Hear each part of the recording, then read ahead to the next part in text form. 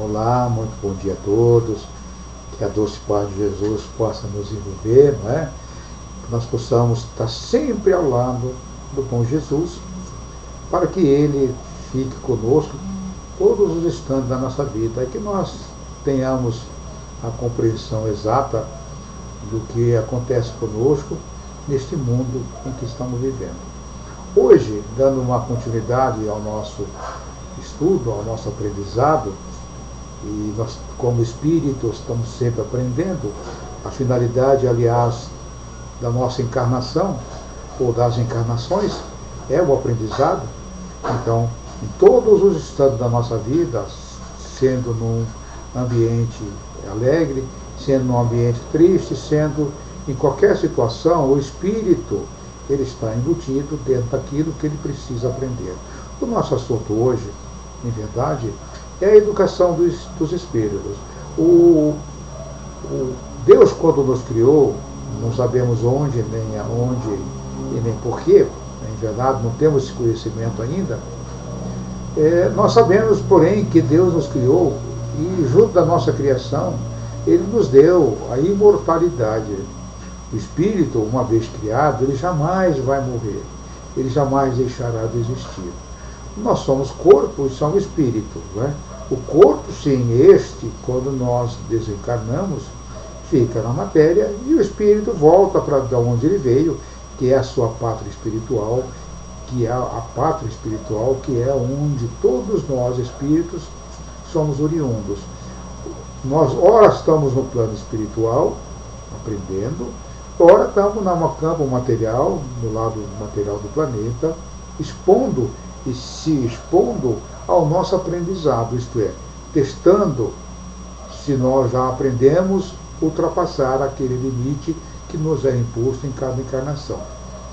Quis Deus que a encarnação fosse até um presente para nós, para que nós, durante o processo de aprendizado, vindo e indo ao plano espiritual, do plano espiritual para o plano material, a gente fosse adquirindo conhecimentos e esses conhecimentos provados ao lado material do planeta. Aqui, quando encarnados, os espíritos nada mais estão do que uma escola. O mundo é uma grande escola. E essa escola, todos nós estamos submetidos dentro da condição de que cada um de nós nos colocamos pelas atitudes tomadas, pelas escolhas tomadas ao longo da nossa existência. Deus nos deu de presente a reencarnação. E todo o processo reencarnatório, ele faz com que nós aprendamos, dada a situação em que nós nos colocamos. Então, no mundo espiritual, quando nós vamos reencarnar, nós sempre estamos aprendendo de que, na certa condição de aprendizado que nós nos encontramos, que já é o mundo de expiações e provas, no seu finalzinho de existência, porque logo, logo nos transformaremos em mundo de regeneração, nesse estágio da humanidade, de expiações e provas, a maioria de nós espíritos já tem uma condição de escolher as nossas reencarnações, escolher o que nós vamos enfrentar nas nossas reencarnações, ou somos submetidos a tipo de provas em que, durante a encarnação, essas provas e essas expiações serão dadas a nós para ver se o nosso conhecimento está sedimentado, se nós, espíritos eternos aprendizes, já superamos aquele conhecimento, aquela situação. Mas o que acontece, então, no aprendizado do espírito? Ele, quando chega no mundo, este mundo de expiações e provas, ele precisa sofrer um aprendizado natural das coisas. E para isso, Deus, em cada encarnação que nós vamos nos submeter, nos presenteou com o esquecimento temporário do que nós somos. Quando nós voltamos para o mundo espiritual, nós lembramos de tudo lá que está acontecendo. Nós temos uma visão clara de todas as nossas existências, sabemos onde nós erramos, sabemos onde nós acertamos, e quando nós erramos, temos do nosso lado a tristeza, todo aquele processo em que sabemos que falhamos, pedimos a Deus um novo reencarne, e nesse reencarne nós vamos colocar em nossa situação, em nossas pautas de vidas, aquilo que nós falhamos nas anteriores, e aquilo que nós queremos aprender de novo nessa encarnação. O esquecimento é importante durante o processo reencarnatório. Por quê? Porque quando existe a necessidade dessa reencarnação, e nós combinamos com nossos pais no mundo espiritual o que nós vamos passar por aqui, então os pais, eles vêm antes de nós, se reencarnam, aquela história, se preparam para nos receber. No dia exato em que nós marcamos, em que nós combinamos, vai haverá ali a relação sexual, o espermatozoide do pai vai penetrar o óvulo da mãe. No exato momento em que o espermatozoide do pai penetrou o óvulo da mãe, existe então 50% do célula feminina, 50% do célula masculina, inicia a sua nova vida de uma maneira unicelular. Quando a célula se completa com os 23 genes da mãe, com os 3 genes do pai, a célula se completa, inicia-se a vida. No exato momento em que a célula começa a se reproduzir, já existe ali a ligação do espírito reencarnante nesse momento. Quanto mais passa o tempo da gestação, mais esse espírito vai produzindo o corpo que ele precisa, dando ao corpo, ele é que dá toda a sua qualidade genética ao corpo. Esse corpo vem preparado para aquela encarnação, suportar de maneira perene tudo que ele precisa naquela encarnação. Pois bem, conforme passa o tempo, o esquecimento o acompanha, até que chega o momento exato, então, do nascimento, em que ele chega ao mundo material completamente esquecido de tudo que ele foi e completamente aberto a todo tipo de educação. Ele pode ser educado para o bem, ele pode ser educado para o mal, e ele pode não sofrer educação alguma. Pois bem, no momento exato em que existe a fecundação do óvulo, e que o espírito começa a se ligar a esse novo corpo, ele passa a ser passível de aprendizado. Então, a partir desse momento, a mãe, a família, a sociedade começa a dar a esse novo ser um novo sentido para a sua encarnação. Ele vem completamente esquecido daquilo que fez, pedindo a Deus uma nova oportunidade. A oportunidade chega. E os pais, os primeiros responsáveis pela sua educação, os primeiros responsáveis por tudo aquilo que ele vai fazer durante esse processo. Então, tudo que a mãe fizer, tudo que os pais fizeram, tudo que a família fizer, desse dia em diante, vai começar a fazer parte do seu processo educativo. Pois bem, nesse ambiente familiar, mesmo durante o processo gestatório, ele está aprendendo, está se ligando a essa família, está se ligando aos novos aprendizados, até que chega o momento exato do dia do nascimento, e desse dia em diante ele continua o aprendizado. Nós aprendemos na doutrina espírita de que do momento da concepção aos 7 anos de idade, ele é um livro completamente aberto, um livro em branco, onde nós vamos grafar nesse novo livro as possibilidades novas que ele terá de reformular a sua vida. Se for um espírito que vem cheio de tendências negativas, nessa idade, nesse tempo de idade, nós podemos mudar completamente a sua configuração, dando a ele as possibilidades de sedimentação dos novos conhecimentos. Então, da concepção aos 7 anos, ele é, sem dúvida, um livro em branco, que nós estamos grafando a sua nova história. Os 7 anos, aos 14 anos, na adolescência, na verdade, cada espírito vai se manifestar com 10, 11, 12, 13, 14, 15 anos, depende de cada um. Nessa idade de 7 anos, na adolescência, ele ainda pode aprender, ele ainda é um livro que continua recebendo novas histórias. Um pouquinho mais difícil, porque na adolescência, quando o corpo completa os órgãos, então os nossos órgãos se completam, a encarnação é assumida pelo espírito de forma contundente. Então, nessa idade, ele se revela. Ele mostra ao mundo o que realmente ele é. Embora ainda continue semi-esquecido do que é, as suas tendências trazidas das vidas passadas começam a influenciar sobre ele. Qual é a importância dessa educação? Muito bem. A importância dessa educação é que nós podemos nos recorrer a Jesus nesse momento para explicar melhor. Lembra da história de Jesus, que deveríamos edificar a nossa casa sobre a pedra, porque quando viessem as tempestades, elas passariam e a casa continuaria de pé por conta de estar sobre uma pedra? A pedra, nesse caso, é o Evangelho, não é?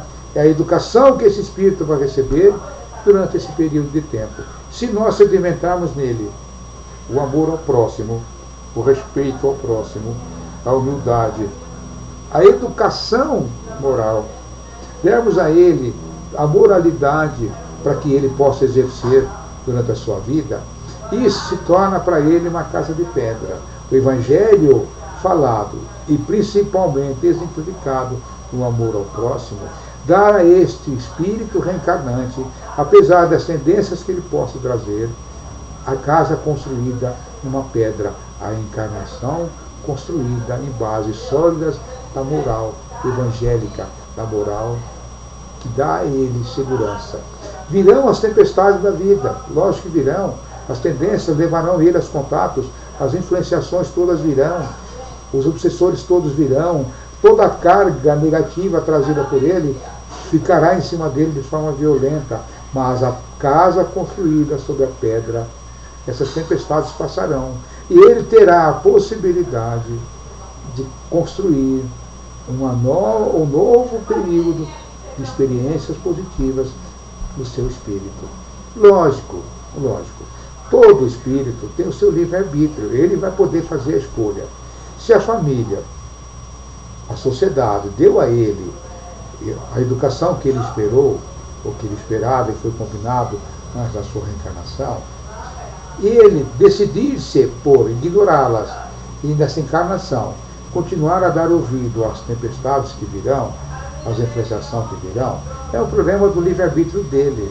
Ele vai poder escolher, mas a mãe, a família, a sociedade serão livres dessa colheita e passará a ser uma colheita exclusiva dele. Ele é que vai responder por ter aprendido e não ter praticado. Mas, não é?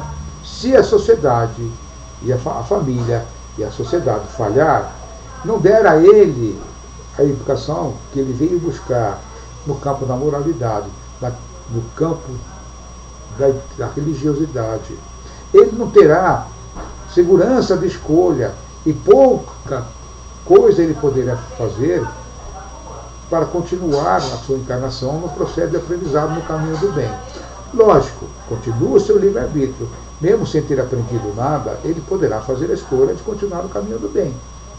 Mas as influenciações possivelmente poderão arrastá-lo. Neste caso, como a sociedade falhou e a família falhou, as colheitas pertencem ao espírito por conta dele ter decidido. A família por não ter dado a ele o que ele veio buscar e a sociedade não ter dado a ele a chance que esperava.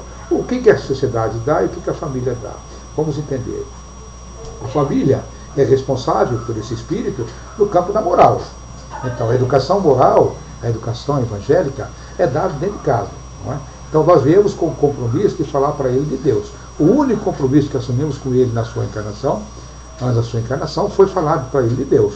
Mostrar para ele Deus através do exemplo sedimentado no caminho do bem e através de palavras em a qual nós passamos para ele o Evangelho do Cristo. Esse falar tem que ser acompanhado do fazer. Então a família vem com a responsabilidade de dar a ele moralidade, mudar a moral dele dentro de casa. A sociedade vai dar outra coisa para ele. Não é? A sociedade não está responsabilizada de dar a ele moral. A sociedade vai dar a ele a possibilidade do desenvolvimento dos talentos que eles traz junto com ele no campo, de todos os campos de trabalho que oferece a humanidade. Então, a moralidade da família, aliada aos talentos desenvolvidos pelos intelectos que a sociedade vai oferecer para ele no campo que ele escolher, ele poderá decidir com a moral que teve na família, mas o conhecimento tecnológico, intelectual que receber da sociedade, aliar tudo isso no caminho do bem e trabalhar em função de Deus trabalhar em função do seu crescimento espiritual. Se a família falha, ele poderá usar esses talentos que trouxe do intelecto para o caminho do mal. Ele poderá, então, ao invés de trabalhar no caminho do bem, trabalhar no caminho do mal. E tudo o que ele fizer será responsabilidade direta da família e da sociedade, além dele próprio. Então perceba que a família é o polo, é ali que nós vamos transformar o espírito no moral. Somos nós os responsáveis para dar para ele o conhecimento de Deus, das leis divinas, do relacionamento social, do respeito ao próximo, do carinho ao próximo, de dar o que nós temos. O espírito, ele não vem pedindo na reencarnação para ser um vencedor no mundo. Não é isto. Lógico que ele pode ser um vencedor no mundo e deve, se ele recebeu a moral dentro de casa, os conhecimentos do intelecto da sociedade, ele vai reunir condições de se tornar um líder mundial, um líder individual, montar uma grande empresa, ser o vencedor no mundo, porque estará dentro do campo da moralidade, e essa moral dará a ele, sendo ele um líder social, fazer o bem. Mas se ele não tiver a moral e ele tiver a intelectualidade, os talentos desenvolvidos, ele poderá usar isso de qualquer jeito no campo do mal. Então, a família é o que transforma o ser no campo moral. A sociedade dará a ele intelecto, conhecimento intelectual, para que ele desenvolva os seus talentos. Esses talentos, cada espírito é responsável do que fazer por eles. Mas o conhecimento que ele adquiriu nesta nova reencarnação, somado a todas as demais, poderá fazer dele um espírito do bem, independente das tendências que ele possa trazer das outras vidas passadas. Cada reencarnação é uma nova oportunidade que o espírito tem. E junto com ele, fale a família e a sociedade.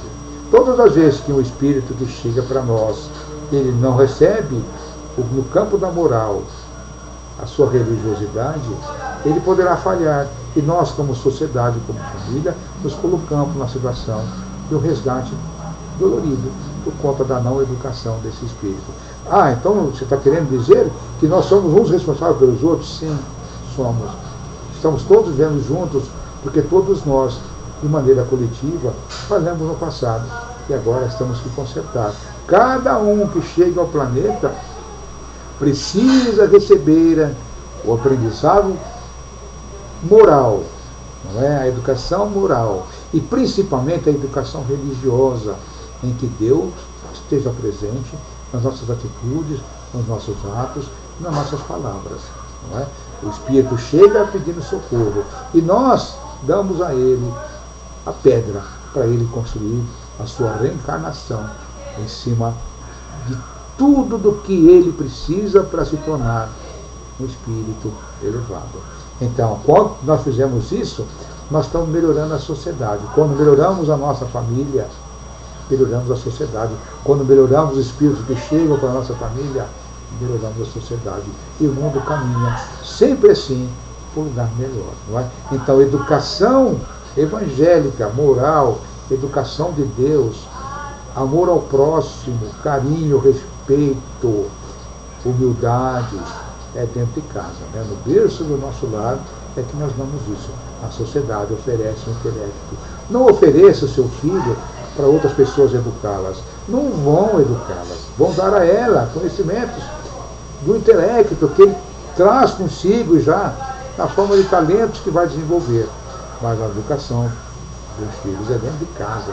É ali que nós vamos. Vamos para casa hoje pensando um pouquinho a esse respeito.